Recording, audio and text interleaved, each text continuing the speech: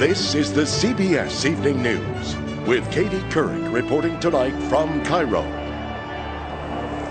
Good evening, everyone. It may be after midnight, but as you can see behind me, hundreds of die-hard protesters are still milling around Liberation Square.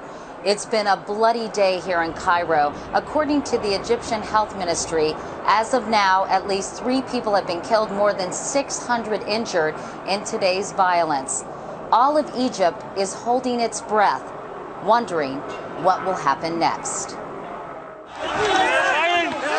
It rapidly became clear President Mubarak's words had only inflamed the street. His supporters flooded the square. Some rode in on horses and camels, brandishing weapons and hurling rocks. They are being blocked. Ibrahim Kamel, General Secretariat of Mubarak's administration, praised the new wave of protesters and dismissed the demonstrators demanding change. I'm sorry to say that these few people that are standing in the square are not Egypt or the Egyptians. Who are they?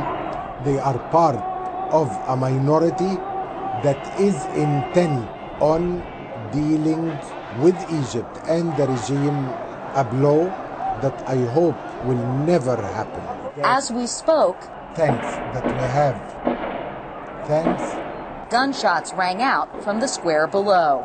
Given what we're seeing behind us at this moment, do you truly believe there can be a peaceful transition of power while President Mubarak is still in office? 100%. There will be a peaceful transition of power, and I am sure that what you're witnessing today will be something of the past, hopefully sooner than many people think. But by nightfall, it had only escalated. Molotov cocktails replaced the sticks and stones of the afternoon clashes. A message on Twitter spoke volumes. Oh my God, we are in Tahrir Square. They are killing us. The thugs have killed us. It's absolutely appalling what is happening down there. And no stranger to conflict, Marie Colvin of the Sunday Times lost her eye covering the Sri Lankan civil war. She was in the thick of things as pro-Mubarak supporters converged. They came with pieces of machinery, they came with rocks, they came with knives, and they came to try to clear Tahrir Square of the anti-government supporters who have started fighting back but were bloodied in the beginning. They're now chopping up the pavement to throw rocks back. It's mayhem down there. Did the Mubarak government orchestrate this? This has been organized on some level by the Mubarak government. We don't know what level, but the people that we are seeing attacking Tahrir Square now are Mubarak supporters. They were bussed in. Some of them are paid. Quite a few are government employees. That simply does not happen in Egypt without official sanction. Meanwhile, it was unclear what role, if any, the Egyptian military was playing. They're sitting in their tanks. They're intervening on neither side. The protesters felt the military was there to protect them. They're not doing anything tonight. Today, the White House strongly denounced the fighting. If any of the violence is instigated by the government, it should stop immediately. Shock waves of unrest continued to ripple throughout the Middle East today as the president of Yemen announced he would not seek re-election after his term expires in 2013. Here in Egypt, part of the government's call for a return to normalcy included restoring internet access. But there is no sign the protesters will back down until Mubarak leaves office. They declared Friday the day of departure, the day they want him gone. Mubarak has offered no evidence he will agree to that demand. How do you see this shaking out? I mean, this seems like the beginning of a civil war. It's going to get worse. Everyone is saying, and I believe it will happen, Friday will be a really decisive day and very violent day. Richard Haas is president of the Council on Foreign Relations. Richard, a member of parliament went on Al Jazeera today and admitted business associates close to the regime did in fact pay some of these pro-Mubarak protesters to hit the streets. Does that surprise you? No. The purpose of this may have been to intimidate the people in the streets, may have been to create a real sense of crisis, to force the army's hand. Throughout much of Mr. Mubarak's 30 years of rule, he tried to portray himself as the person who stood between Egypt and chaos, or between Egypt and an Islamic alternative.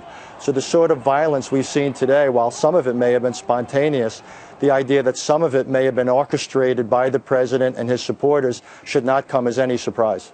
Can Hosni Mubarak survive until the September elections, or will something have to give, given this violence today? I don't believe he can survive until the elections. I think the situation would continue to get worse, and I think the army will not let it get that far, and the army will step in. Hosni Mubarak also has to be careful here. The potential for mob rule, the potential for things to deteriorate, so the crowds turn on him personally, is considerable. I actually feel that people are playing with fire. Egypt today started to move exactly in the direction none of us wanted to see. When do you think the army will step up? A few more days like today, where the situation begins to spiral out of control and the army essentially either continues to look feckless and weak in the face of the crowds, or is forced to use violent means against the demonstrators. I don't believe that's an acceptable choice for this army. So I think sooner rather than later, this phase of things needs to come to an end. And I truly hope that the U.S. government is privately communicating this message to the leadership of the army and to the vice president. Richard Haas. Richard, thank you so much. As we reported, when violence erupted today, the military did not try to stop it. As Elizabeth Palmer reports, so far the military has not taken sides. But the question is, will they? After brutal riot police melted away last Friday and the army rolled in, they were embraced as protectors come to restore public order. In fact, that's been their main role for almost 40 years. It was the military that handed out bread to calm food riots in 2008. It's very good. With 468,000 soldiers on active duty, Egypt's military is the largest in the Arab world. It gets about a third of its money, $1.3 billion in 2010, from the United States. But it hasn't actually been in combat since 1973 in the war against Israel. Back then, the dashing Air Force commander, Hosni Mubarak, was hailed as a hero, and in 1981, he became president. The military then amassed huge power and wealth. In a leaked cable, U.S. Ambassador Margaret Scobie described the military as a quasi-commercial enterprise itself, which owns vast tracts of prime real estate and has major interests in, among other things, hotels, construction, and weapons manufacturing. It's estimated to control at least a third of Egypt's $200 billion economy. It controls much of the state, too. All three top cabinet officials appointed by President Mubarak a few days ago are senior military commanders.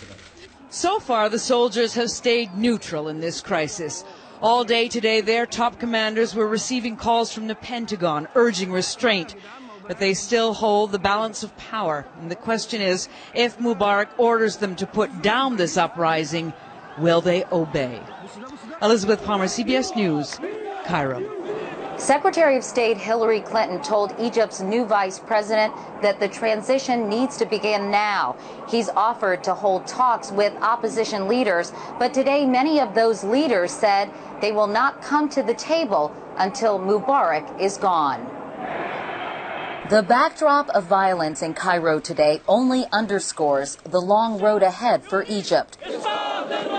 But he doesn't seem to get it. Mohammed El-Baradei, former head of the International Atomic Energy Agency and one of the lead negotiators for the opposition, says working with Mubarak is non-negotiable. I will never get into a dialogue while Mubarak is in power, because all what you do is you give that regime a legitimacy, which in my view, they have lost. But more importantly, I don't think he understands what democracy means. I don't think he understands that he really needs to let go. El-Baradei says there would be no power vacuum if Mubarak were to leave immediately, and believes stoking fears about what a new Egypt might look like is a ploy by the current government. The hype that once Egypt become a democracy, will become hostile to the US and hostile to Israel. I mean, these are the two hypes or fictions. If they enter here, But Ibrahim Kamel, a close confidant of Mubarak's, says he is concerned about an extremist power grab